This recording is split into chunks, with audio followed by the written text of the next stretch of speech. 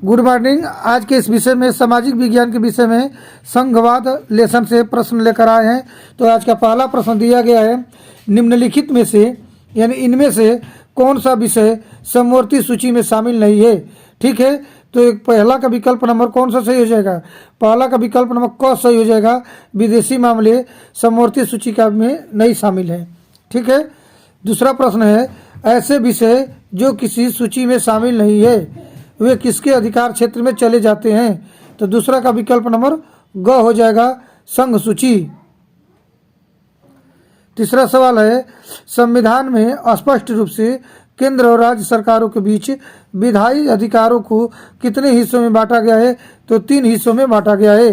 तीसरा का विकल्प नंबर ख सही हो जाएगा। चौथा सवाल है, ग्राम पंचायत के पंच के अध्यक्ष को क्या कहा जाता है? ग्राम पंचायत के पंच के अध्यक्ष को सरपंच कहा जाता है। ठीक है, पांचवा सवाल का दिया गया है, पांचवा सवाल दिया गया है, एकात्मक शासन व्यवस्था से क्या तात्पर्य है?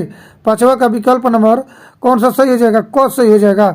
एकात्मक व्यवस्था में शासन का एक ही स्तर होता है, यानी पांचवा का विकल्प नंबर क सही हो जाएगा। तो दिया गया है, नीचे भारत में शासन के विभिन्न स्तरों और उनके कानून बनाने के अधिकार क्षेत्रों के जोड़े दिए गए हैं। इनमें से कौन सा जोड़ा सही मेल वाला नहीं है? तो छठवा का विकल्प नंबर कौन सा सही हो जाएगा? घ सही हो जाएगा, स्थानीय सरकार अवशिष्ट शक्तियां। ठीक है, सातवां प्रश्न का दिया गया है, नगर निगम के प्रमुख को क्या कहते हैं? तो नगर निगम के प्रमुख को मेयर कहते हैं। सातवां का ख हो जाएगा।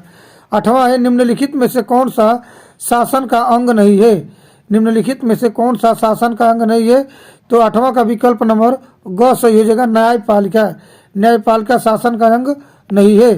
ठीक है, आठवां का विकल्प नंबर ग। अगला सवाल दिया गया, नौवां, निम्नलिखित में से कौन सा एक संघीय राज्य नहीं है? निम्नलिखित में से कौन सा एक संघीय राज्य नहीं है? तो जम्मू कश्मीर, यानी कि नौवां का विकल्प नंबर घ हो जाएगा। 10वां का है, निम्नलिखित में से कौन सा राज्य भारत का संघीय राज्य नहीं है? तो 10वां का विकल्प नंबर घ हो जाएगा, दिल्ली। 11वां सवाल कह रहा है कि भारत में कुल कितने संघीय राज्य हैं? तो 11वां का विकल्प नंबर ख हो जाएगा, 28। 11वां का हो जाएगा, 28 हो जाएगा, ख। अगला प्रश्न क्या दिया गया है? 12वां प्रश्न दिया गया है कि संविधान की 8वीं अनुसूची में कितनी भाषाओं को मान्यता दी गई है? तो 12वां का विकल्प नंबर ग सही हो जाएगा, 22 भाषाओं की मान्यता दी गई है।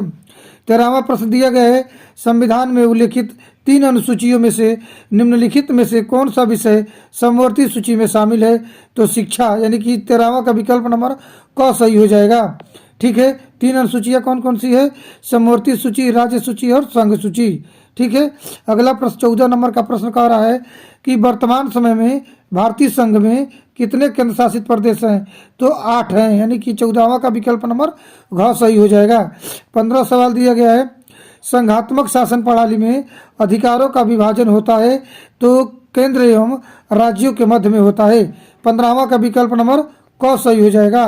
अगला प्रश्न दिया गया 16 नंबर का प्रश्न क्या कह रहा है कि निम्नलिखित में से कौन सा संघीय सूची का विषय है? निम्नलिखित में से कौन सा संघीय सूची का विषय है?